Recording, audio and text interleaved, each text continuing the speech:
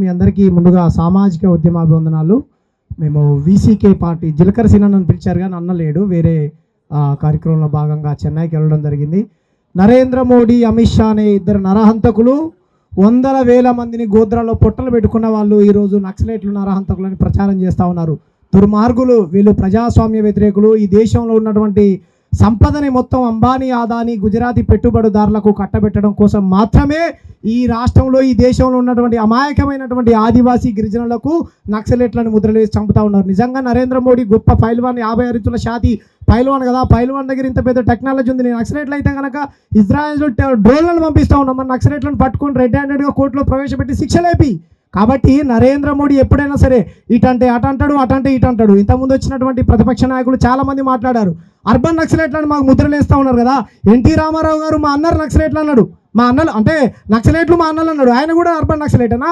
ఇదే కల్వకుంట్ల చంద్రశేఖరరావు గారు నక్సలైట్ల ఏజెండానే మా ఏజెండా అన్నాడు. కల్వకుంట్ల చంద్రశేఖరరావు కూడా అర్బన్ నక్సలైటేనా?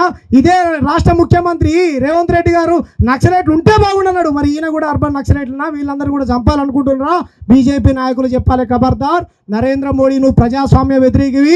ఈ దేశంలో బాబాసాహెబ్ అంబేద్కర్ రచించినటువంటి భారత రాజ్యాంగాన్ని లేకుండా చేయాలని చూస్తున్నావు. మాలాంటి వ్యక్తులకు అర్బన్ నక్సలైట్లను ముద్రలేస్తున్నావు. 100 సార్లు అర్బన్ నక్సలైట్లు అవుతాం మేము ప్రజాస్వామ్యం రక్షించడం కోసం తెలియజేస్తూ, మరి ఆపరేషన్ కగారుకు వ్యతిరేకంగా మీరందరూ వచ్చినందుకు మీ అందరికీ మరి ఒకసారి మనస్ఫూర్తిగా ధన్యవాదాలు తెలియజేస్తూ, చాలామంది పెద్దలు మాట్లాడారు. చాలాసేపు మాట్లాడదాం అనుకున్నాను, అందరూ వెళ్ళిపోయారు.